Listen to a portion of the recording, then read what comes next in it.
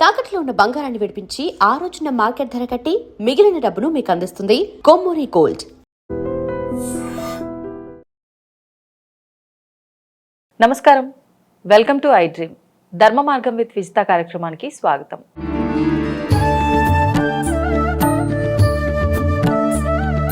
ప్రస్తుతం మనతో పాటు ఉన్నారు శ్రీ జగదాంబ త్రిశక్తి పీఠాధిపతులు బ్రహ్మశ్రీ బెనారస్ గురూజీ. ఇప్పుడు గురుగారితో మాట్లాడి మరిన్ని విషయాలు తెలుసుకుందాం. ముఖ్యంగా మనకు ఆధ్యాత్మిక పరంగా నిత్య జీవితంలో ఎన్నెన్నో సందేహాలు ఉంటాయి, వాటన్నిటిని కూడా నివృత్తి చేసుకునే ప్రయత్నం చేద్దాం. నమస్కారం గురువుగారు. శ్రీమాత్రే నమః. గురుగారు, ఈసారి రాబోతున్న అమావాస్య జ్యేష్ఠ బహుళ అమావాస్య. ఇది చాలా విశేషమైన అమావాస్య. ఇది సోమావతి అమావాస్యగా కూడా ఒక మనకు హాఫ్ డే ఏమో ఉంది అని చెప్పి కూడా అంటున్నారు. మరి ఈ అమావాస్య నాకు తెలిసి నేను విన్నంత వరకు అంటే చాలా సంవత్సరాల తర్వాత వచ్చింది అని చెప్పి కూడా అంటున్నారు.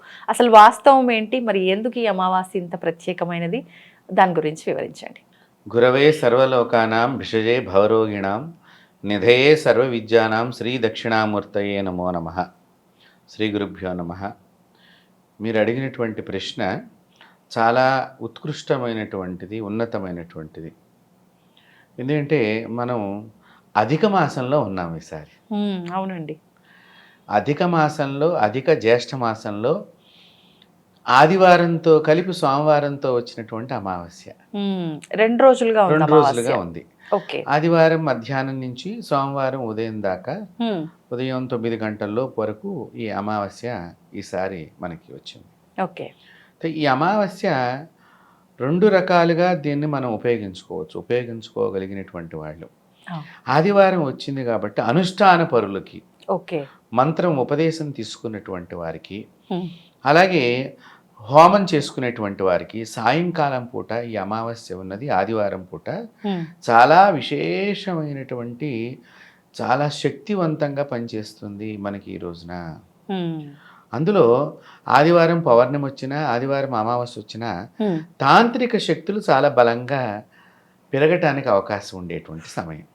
పౌర్ణమైనా అమావాస్య. ఈ తాంత్రిక శక్తులు అంటే ఇప్పుడు చేతబడి, బాణామతి ఇట్లాంటి మనం వింటూ ఉంటాం. మనం ఇలాంటి విద్యలు నేర్చుకున్న వాళ్ళు ఆ రోజున దీన్ని ప్రయోగించడానికి, అంటే సక్సెస్ అయ్యామా లేదా అని తెలుసుకుంటానికి, అలాగే కొన్ని మంత్రాలు సిద్ధైనయా లేవని తెలుసుకుంటానికి కూడా ఈ అమావాస్య ఆదివారం ఉన్నా పౌర్ణమి ఉన్నా కూడా కొంతమంది దాన్ని పాటిస్తూ ఉంటారు.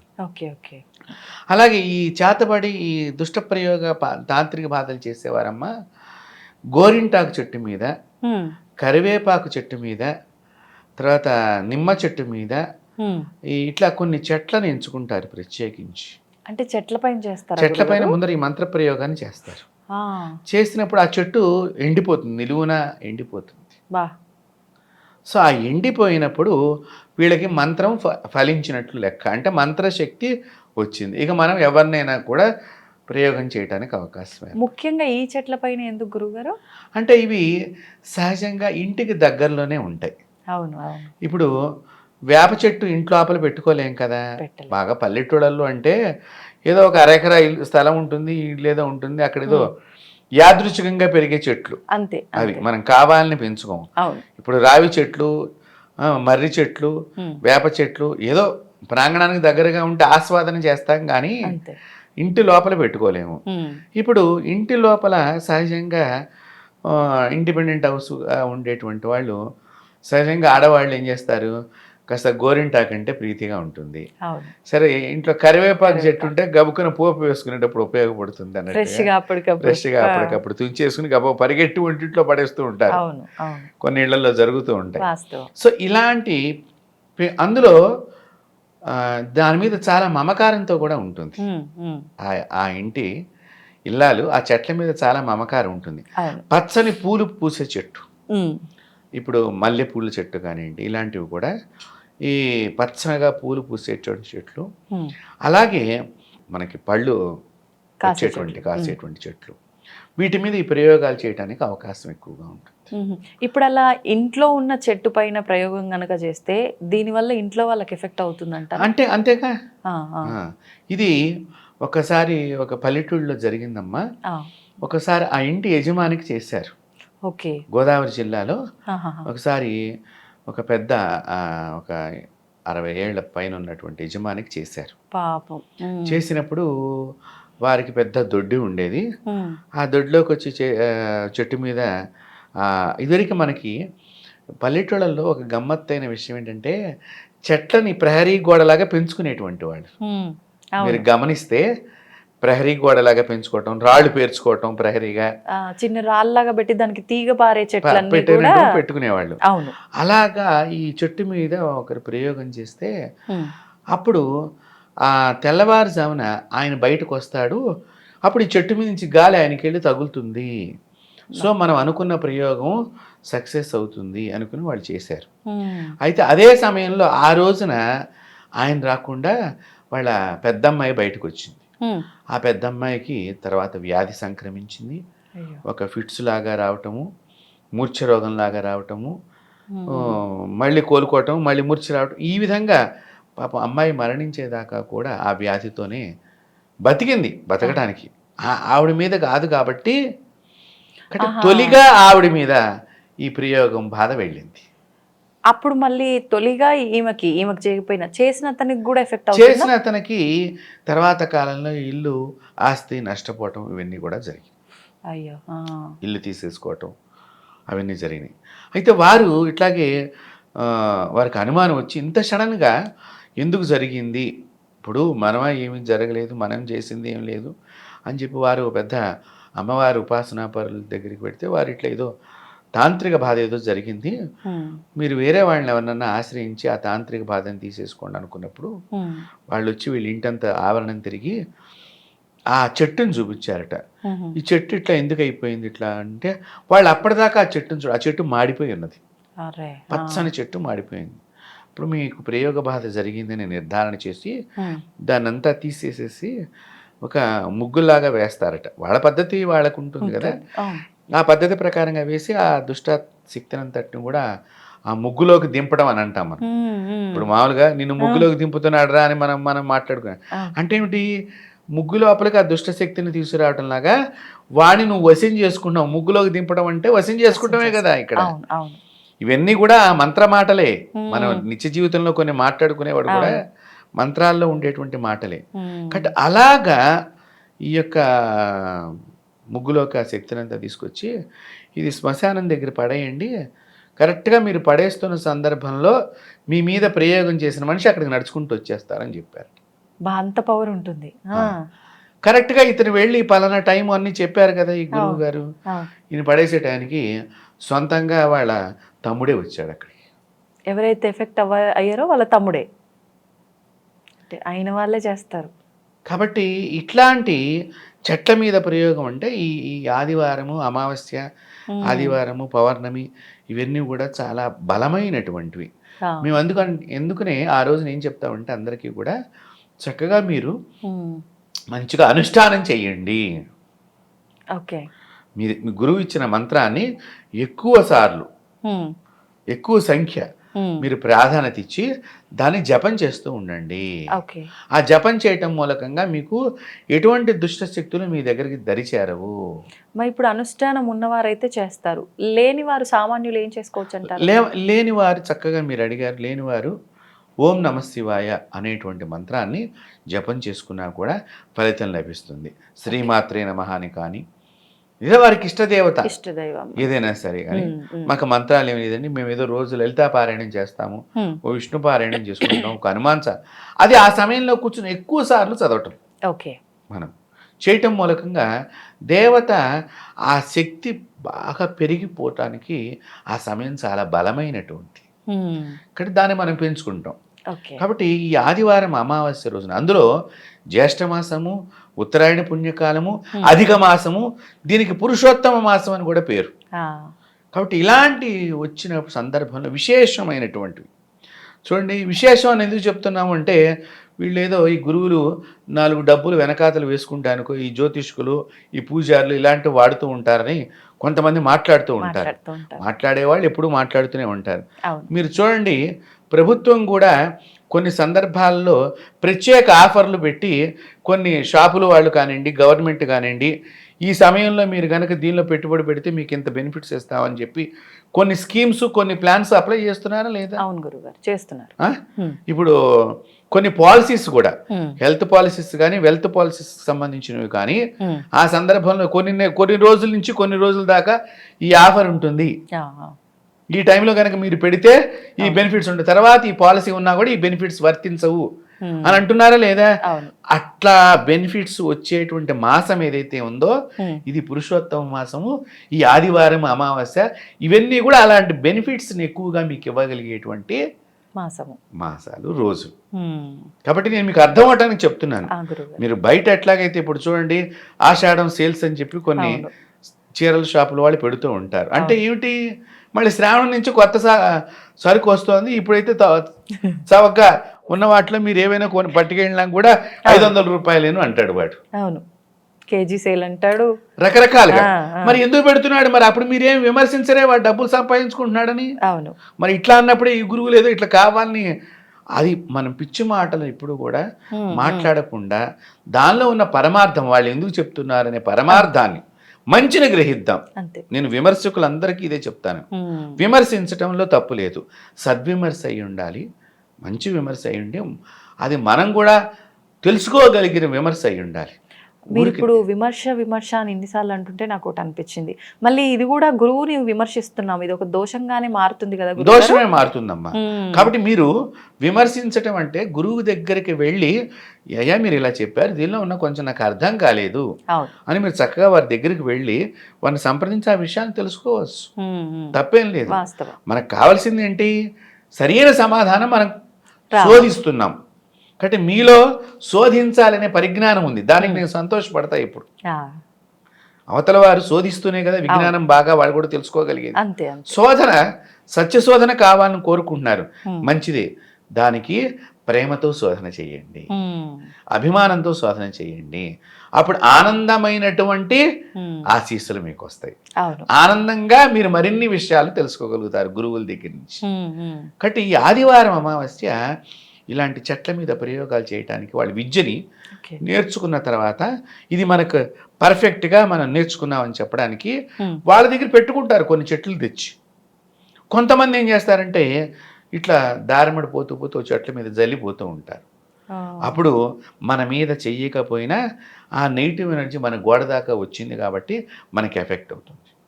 ఎక్కువగా ఇలాంటి ఎనర్జీస్ అన్నీ కూడా అంటే ఏ రకమైన ఎఫెక్ట్ అవుతుంటాయి గురుగారు? ఆరోగ్యమా లేకపోతే ఆర్థికంగానా, ఏ రకంగా ఎఫెక్ట్ అవుతుంటాయి? చాలా చక్కని ప్రశ్న. మొట్టమొదటిగా ఈ నెగిటివ్ ఎనర్జీ రాగానే మనకి ఒత్తిడి లోనవుతూ ఉంటాం. మొట్టమొదటి జరిగే పని ఏమిటంటే ఒత్తిడికి లోనవటం, మనిషి మెంటల్గా టెన్షన్ క్రియేట్ అవ్వటం, మానసిక ఒత్తిడి అంటాను సరే అది ఉంటాం. తర్వాత మీరు రోజు ఎంత స్పీడ్గా పట్టుకొచ్చినా కాఫీ ట్రే పట్టుకొని వచ్చారనుకోండి ఇట్లాగా మామూలుగా ఇచ్చేస్తారు. కానీ ఈ ఒత్తిడి వచ్చినప్పుడు అది గడగడ ఇట్లా కొంచెం షేక్ అయినట్టుగా బాడీ, ఈయన కరెక్ట్గా నేను మంచి పనులు పోపు మాడిపోతున్నప్పుడు ఈయన టీ అడుగుతాడు, ఇట్లాగా కొంత ఒత్తిడి రోజు అట్లా అదే టైంలో ఉంటుంది. కానీ ఈ టైంలో ఏమవుతుందంటే అక్కడేదో మాడిపోవటం, ఈయనకి ఇచ్చే సందర్భంలో కొంత కింద పట్టము, ప్లేట్లో పోసుకుంటాము, షర్ట్ మీద పట్టము, వీళ్ళిద్దరూ అరుచుకుంటాము, ఇలా క్రమేపీ ఒకరి యందు ఒకరు కోపం ప్రదర్శించేటువంటి స్థితి ఏర్పడుతుంది. అనవసరమైనటువంటి విధానం. ఇవి కాకుండా కొన్ని పగిలిపోతూ ఉంటాయి ఇళ్లలో, గాజు గ్లాసులు లాంటివి, దేవుడి ఫోటోలు కింద పట్టము. తర్వాత ఇవన్నీ చూసిన తర్వాత ఇంకా స్ట్రెస్ పెరగటము, దానితో షుగరు, బీపీ ఇత్యాదివి కూడా మన శరీరంలో బాడీలో డిజార్డర్ వస్తూ ఉంటాయి. దానివల్ల కొంత అనారోగ్యం ఏర్పడుతూ ఉంటుంది. సో నెగిటివ్ ఎనర్జీ వలన చివరికి శరీరం లోపల అనారోగ్యం ఏర్పడి ఆ మనిషి ఇంట్లో ఏదో పట్టించుకోవటం లేదని ఆడవాళ్ళలో ఒక రకమైన డిజార్డర్ స్టార్ట్ అవుతుంది. నేను చెప్పిన మాట పట్టించుకోవట్లేదు. కొంతమంది ఇళ్లలో మగవాళ్ళు పట్టించుకోరుగా, ఇవేం ఏదో చెప్తా ఉంటాను మాట్లాడితే, ఈ టీవీలు చూడొద్దన్నా నేను చూస్తున్నావు, ఇవన్నీ చూసి నన్ను తలదింటున్నావు అని అంటూ ఉంటారు కదా. ఈమె ఏదో జరుగుతోంది అని ఒక భయాన్ని ఇంకా ఆవిడ పెంపొందించుకుంటానికి కూడా ఈ సమయం దోహదపడుతూ ఉంటుంది. కాబట్టి నెగిటివ్ ఎనర్జీ ఇట్లాంటివన్నీ చేస్తుంది అనమాట. కాబట్టి ఇలాంటి సందర్భంలో మనం వెంటనే గురువుల్ని ఆశ్రయించటము, చక్కని గురువుల్ని ఆశ్రయించటము, ఆ నెగిటివ్ ఎనర్జీ పోగొట్టుకుంటానికి కూడా ఈ ఆదివారం అమావాస్య చాలా మంచిది. ఓకే. ఇప్పుడు గురుగారు అమావాస్య రోజున దృష్టికి సంబంధించి ఇలాంటి ఎనర్జీస్ అన్నీ కూడా మనకు ప్రభావం చూపించకుండా గుమ్మడికాయ కట్టుకోవాలని చెప్పి అంటూ ఉంటారు. అవును. ఈ అమావాస్య విశేషమైనది అంటున్నారు కదా, ఈ రోజున అలా ఇంట్లో గుమ్మడికాయ మార్చడం కానివ్వండి, కొత్త గుమ్మడికాయ కట్టడం కానివ్వండి తప్పకుండా తప్పకుండా ఈ ఏదో చెప్తున్నా కదా, ఇప్పుడు గుమ్మడికాయ ఈ రోజు దాకా ఉందనుకోండి, దాన్ని తీసేసి కొత్త గుమ్మడికాయ పెట్టుకోండి. సో అప్పటిదాకా ఉన్న దృష్టి దోషాన్ని మనం ఆ రోజున బయట పడేసినాం, నెగిటివ్ ఎనర్జీ అంతా కూడా బయటికి వెళ్ళిపోయింది.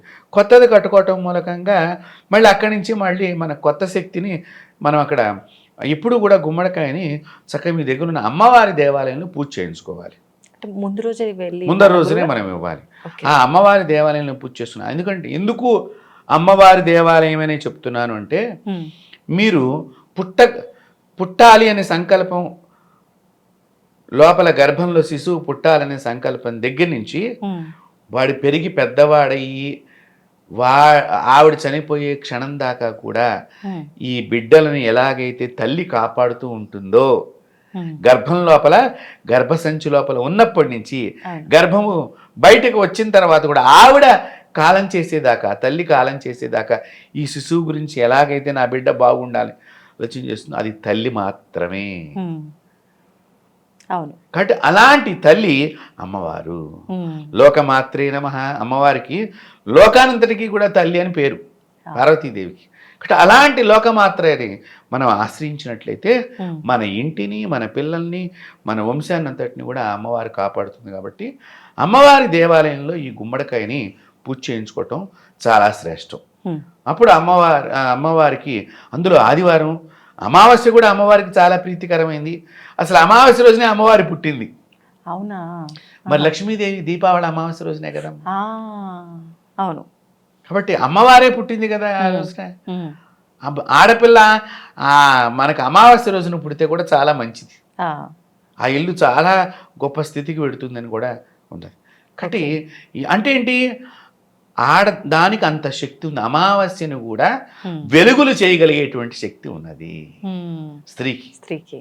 అందుకనే అమ్మవారి అమావాస్యని ఎంచుకుంది. మీకు చూడండి, అష్టమి అమ్మవారు పుట్టింది, దుర్గాష్టమి.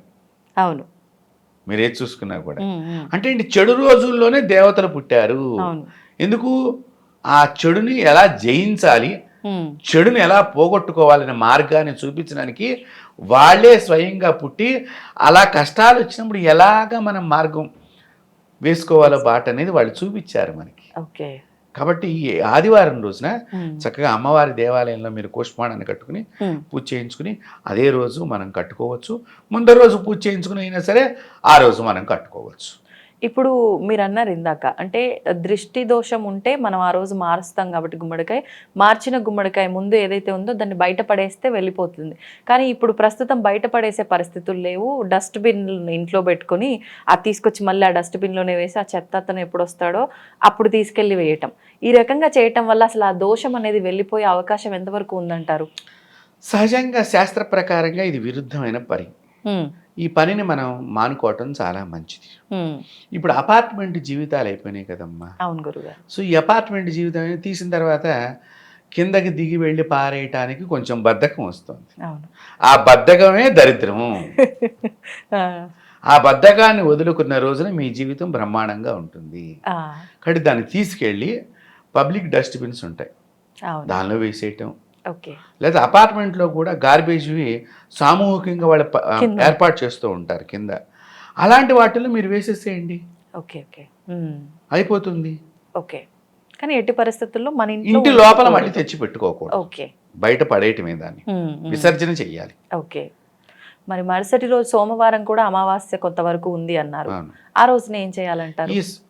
ఈ సోమవారం అమావాస్య రోజున సోమ అమావాస్య అని ఒక వ్రతం ఉందమ్మా. ఆ వ్రతం ఆచారం ఉన్నవాడు కనుక చేసుకుని ఆ దైవ అనుగ్రహానికి పాత్రులైతే చాలా విశేషం.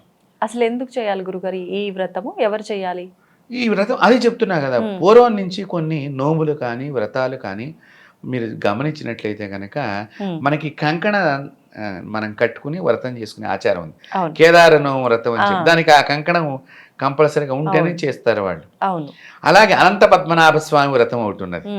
ఇలా కొన్ని వ్రతాలకి కొన్ని సంప్రదాయం ఉంది. కొత్తవి లేనప్పుడు చెయ్యరాదు, ఉన్న వాటిని జాగ్రత్తగా ఆచరించండి. కాబట్టి ఇది శివుడు అనుగ్రహాన్ని ప్రాప్తించేటువంటిది. శివుడి యొక్క శక్తిని మనకి తెచ్చిపెట్టేటువంటి వ్రతము. కాబట్టి శివ ఆరాధన ఎక్కువ చేయటం ఆ రోజున చాలా ముఖ్యమైనటువంటిది. కాబట్టి అందున సోమవారం వచ్చింది కాబట్టి శివ ఆరాధన, శివ పూజని మనం ఇళ్లలో చేసుకుంటే మనకి శివ అనుగ్రహానికి మనం పాత్రలం అవుతాం. ఒకటి. రెండోది, ఇందాక మనం ఆదివారం అమావాస్య వచ్చింది కదమ్మా, ఈ అమావాస్య రోజున రాత్రిపూట హోమాన్ని, దేవతా హోమాన్ని గనక చేసుకున్నట్లయితే, ఓ చండీ హోమం కానీ, ఓ దుర్గా హోమం కానీ, ఓ భద్రకాళి హోమం కానీ, ఓ ప్రత్యంగిర హోమం కానీ, ఒక హనుమంతుడి హోమాన్ని కానీ, ఒక లక్ష్మీ నారసింహ హోమాన్ని కానీ, ఒక భైరవుడి హోమాన్ని కానీ, ఒక భైరవి హోమాన్ని కానీ, కాళీ హోమాన్ని కానీ, ఇవి రాత్రిపూట చేసుకుంటే కనుక ఆ అమ్మవారి యొక్క శక్తిని మనం బాగా పొందగలుగుతాం. ఒకవేళ రాత్రి అవకాశం లేకపోతే సోమవారం ఉదయమే చేసుకోవచ్చు. ఇది ఆదివారం అమావాస్య వచ్చింది కాబట్టి రాత్రి సమయంలో ఆ దేవతని మనం శక్తి చైతన్యాన్ని పెంచడం కోసం ఇది. ఓకే, అది చాలా విశేషప్రదమైనది. ఇంకొక విషయము, అమావాస్య ముఖ్యంగా పితృదేవతలకు చాలా ముఖ్యమైనటువంటిది. అందులో ఈ ఆదివారం అమావాస్య వచ్చింది, సోమవారం కూడా వచ్చింది. ఆదివారం తర్పణాలు కానివ్వండి, లేకపోతే తద్దినాలకు సంబంధించింది ఎవరైనా కనుక ఒకవేళ వాళ్ళకి చుట్టే కనుక ఆ రోజు చేసుకోవటం మంచిది.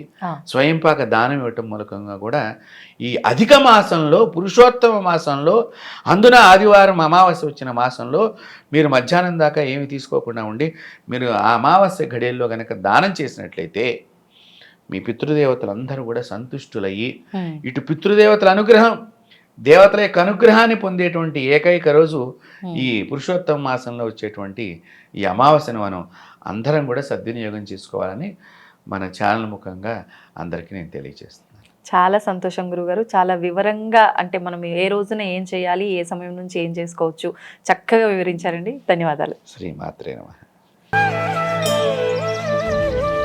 తవ్వండి, తవ్వుతున్న శివలింగం. సరే, దాన్ని అట్లా కప్పేసేయండి, చూపించదండి. Krishna is there. మూర్తి పూజ కాదు, సాక్షాత్ బ్రజేంద్ర నందన భగవాన్ ఉన్నారు మూర్తిలో. ఏమీ ఆశించకుండా ఆరాధించే వాళ్ళు కూడా ఉన్నారా ప్రభుజీ? నిజమైన భక్తి అంటే మనకు తెలియదు కాబట్టి